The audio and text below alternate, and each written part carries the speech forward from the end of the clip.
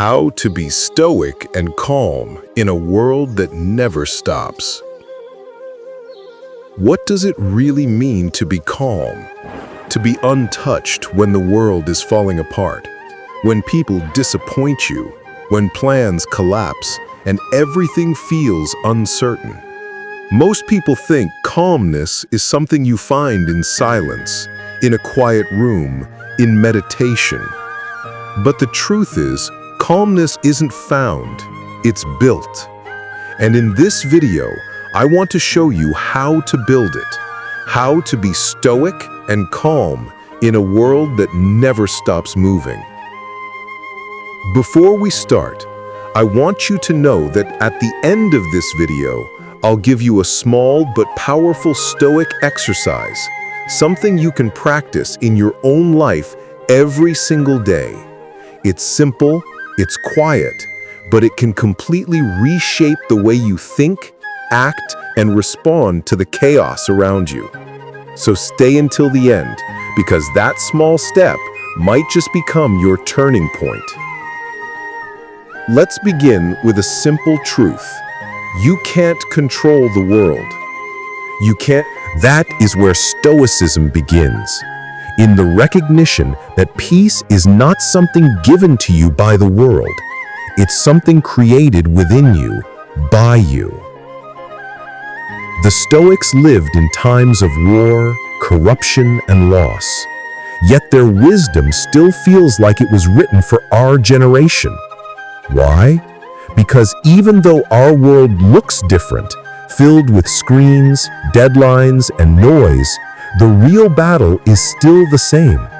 It's the battle between your emotions and your reason, between your reactions and your control. To be stoic is not to suppress emotion, but to master it. It's not about becoming cold or distant. It's about understanding the power of choosing how you respond. The calm person is not emotionless. They simply know which emotions are worth feeding and which ones must be starved. In today's world, your peace is constantly under attack. From the moment you wake up, notifications pull your attention, social media shapes your self-image, and opinions flood your mind before you even get out of bed. You're told what to think, how to feel, what to want. The Stoic path begins when you take that power back, when you decide that your inner world is not for rent. Every time you pause before reacting, you are practicing Stoicism. Every time you choose not to be offended by someone's comment, you are strengthening your mind. Every time you let go of something you can't control, you are building your freedom. That's the real meaning of calmness, not inaction, but clarity. Marcus Aurelius once wrote, "You have power over your mind, not outside events. Realize this, and you will find strength." Think about that for a moment. You can't control if people respect you. You can't control the traffic or the economy or what tomorrow brings, but you can always control the way you think about it. And the way you think determines everything. Being stoic doesn't mean you don't feel pain. It means you understand that pain is temporary, but your reaction to it can define you. Every time life hits you, you get to choose whether it breaks you or builds you. The Stoics saw hardship as training, every challenge a chance to strengthen your spirit. The modern world has forgotten that.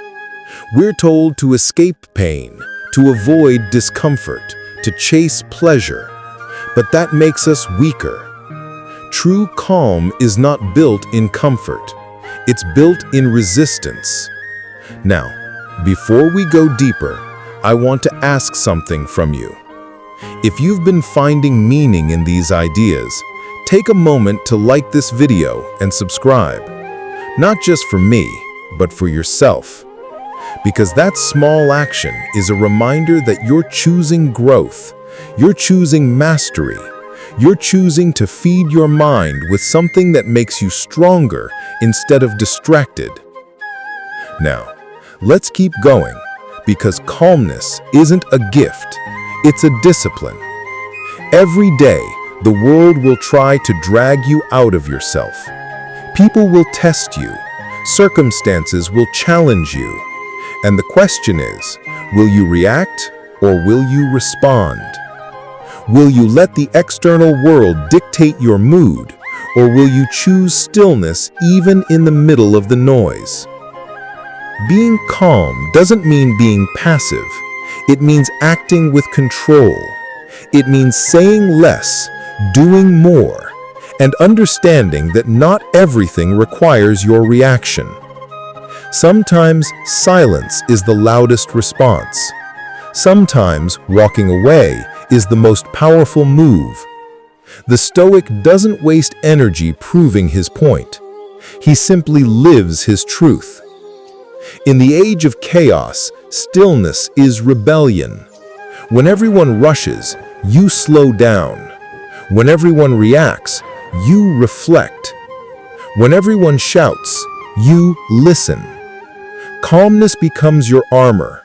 It protects your energy from being consumed by the chaos of others. It's how you remain steady while the world loses balance. But to live like this, you must train your mind daily. Stoicism is not a belief, it's a practice. It's the way you breathe when things fall apart. It's the way you think when someone hurts you. It's the way you stay kind even when the world isn't. Start journaling your days. Write down the moments when you lost your temper. Write down what triggered you and how you could have responded differently. Self-awareness is the foundation of inner peace. You can't master what you refuse to observe. Another part of being Stoic is remembering how short life is. The Stoics often practice what they called memento mori, the remembrance of death. Not to be morbid, but to remind themselves that time is fragile. Most people live as if they have forever, as if tomorrow is guaranteed. But when you understand how temporary everything is, the noise fades, and what truly matters becomes clear. You stop chasing validation and start focusing on what gives your life meaning. To be calm is to live fully aware that every moment could be your last, and therefore every reaction matters. The Stoic doesn't waste life on anger, envy, or fear. He invests it in clarity, gratitude, and purpose. Now, I want to return to what I promised you at the beginning, the Stoic activity. This one is simple, but it's powerful. For the next 7 days, I want you to practice the observation. Whenever something disturbs you, a rude comment, a stressful situation, a fear, don't react immediately.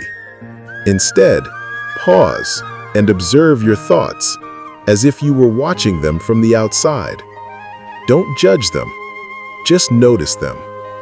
Then ask yourself, is this within my control? If the answer is yes, act with intention. If the answer is no, release it. Do this every day. Keep a small notebook or notes app and write down what you observed, what disturbed you, what you learned from it, and how you responded differently. At the end of the week, review your notes. You'll begin to see a pattern, and more importantly, you'll see growth. That's how Stoicism works. It's not about changing the world. It's about changing your relationship with it. The more you practice, the calmer you become. The calmer you become, the more powerful you are. Because calmness doesn't mean weakness. It means strength under control. It's the silent power that comes from knowing you don't need to prove anything to anyone. You just live with purpose, with discipline, and with peace. The Stoic doesn't wait for calm days. He becomes calm in the storm. He doesn't avoid challenges. He transforms them into teachers. He doesn't beg for peace. He creates it. And when you finally realize that nothing outside can truly disturb what's inside you, you become unshakable. So, remember this: you can't stop the world from spinning, but you can learn to stand still within it. You can't stop people from being who they are, but you can stop them giving them the power to control your emotions. You can't stop pain, but you can stop suffering. That's what it means to be stoic and calm. To walk through the fire without being burned. To face the storm without losing your footing. To carry peace inside you no matter where you go. And it all begins with one choice: to pause, to observe, to stay still. Try the exercise. Write your reflections. Build your calm one moment at a time.